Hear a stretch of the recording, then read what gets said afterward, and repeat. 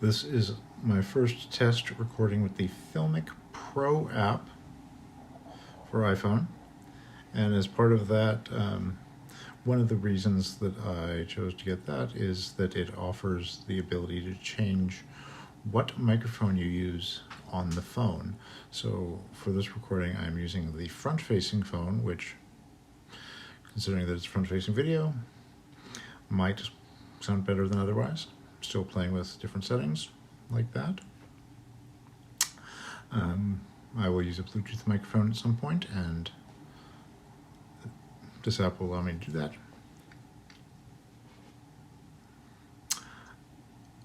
About 6 months ago, I would say, middle of August, after months of intense reading and listening and a couple years probably of not so intense reading and listening, I came to the conclusion that I'm autistic, and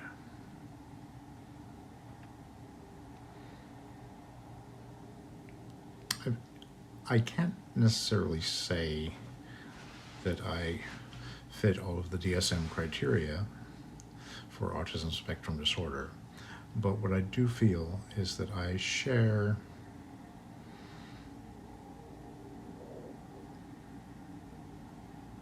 some profound qualities and ways of thinking and relating to the world with people who have been given the label of autistic or have given it to themselves.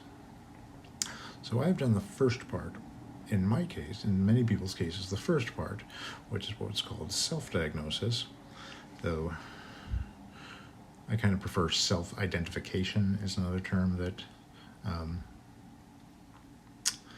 I could unpack in more detail some other time.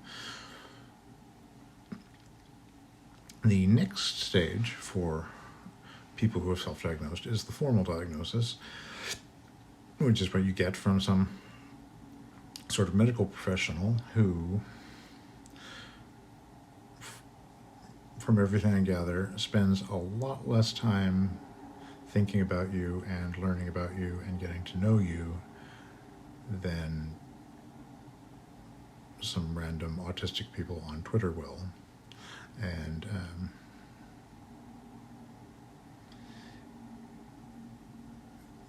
but since there's no actual medical test, essentially your provider is, running through lists of traits and personal questions and things like that with you, which is basically the same thing you do if you're taking quizzes online.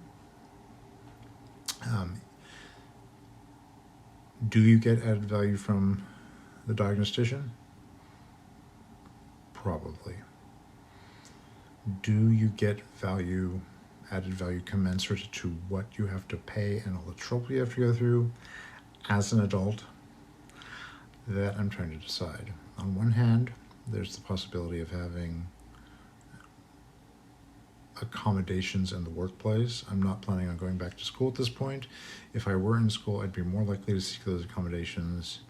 Tricky thing with having the diagnosis for accommodations in the workplace is that it can protect you and it can get you better working conditions that will allow you to thrive.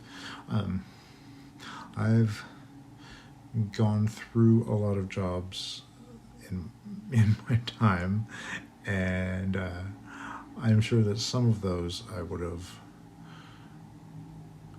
done better, lasted longer, if I had had this knowledge about myself and perhaps the paperwork to prove it to someone who needs proving to. But at the same time, I know that having that kind of documentation can backfire. It's a double-edged sword, and it can make people judge you differently. While it's illegal for them to discriminate against someone with what's technically a disability, you'd have to prove it for one thing, and it's quite possibly not. Even if you win, at what cost do you win? Legal fees. So, on another hand, it would be nice to have that diagnosis to remove doubt in my mind, to remove doubt in other people's minds that need convincing, though in most cases, the people who need convincing probably don't actually need to know, is my guess. And another, but the thing to think about is it's just it's a lot of work and a lot of weight to get to get a diagnosis.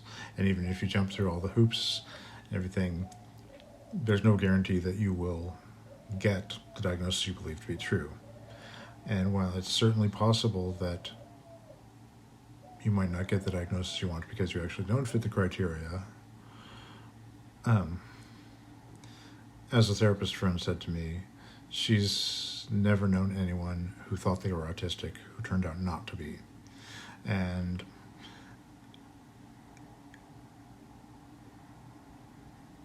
it's easy to make fun of people who diagnose themselves based on something from the internet, like a TikTok video or something.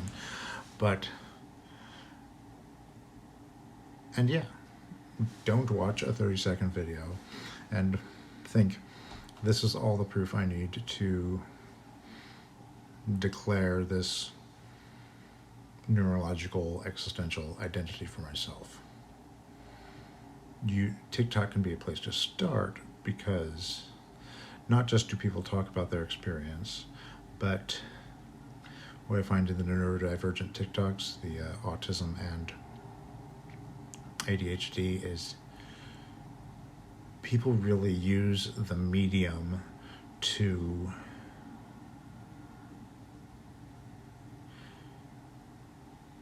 express what it's like to be them with their brain to a large extent. Like, sometimes you can read a book and someone describes their experience and it's like, oh yeah, those words ring true with me. But when people mix words and music and behavior into this whole sort of little crystallized bit of aesthetic energy, if that rings true to you somehow, that doesn't mean that you should call yourself that. I would say it means that you should look into it more. So yes, watching one TikTok or a dozen TikToks is not the basis for making this kind of decision about yourself. Going from a TikTok to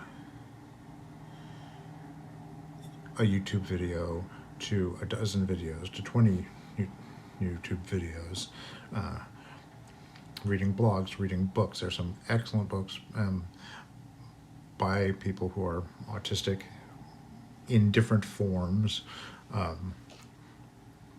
expresses themselves different ways, but you still, the more you read them, you definitely feel the common threads in their experiences in their lives. They're all different, but they all share things that they don't share with what we call the neurotypicals.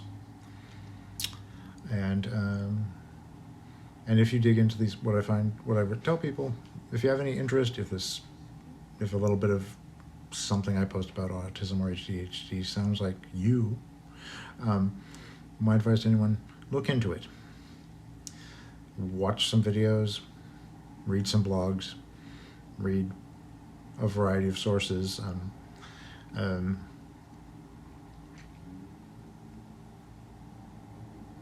Determining what sources are better to trust is for another video. But I would say if you have the interest, dig into the subject, and the results will probably be one of two things. Either you think, wow, this is me, I understand myself, maybe I'll look into this more formally.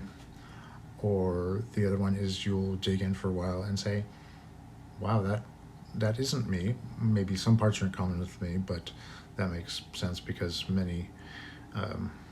some autistic traits, you could say, are just exaggerations of so-called normal traits. And also, there's a lot of overlap between autism, ADHD, OCD, even schizophrenia. Anxiety is a common problem that some people are diagnosed with that just by itself.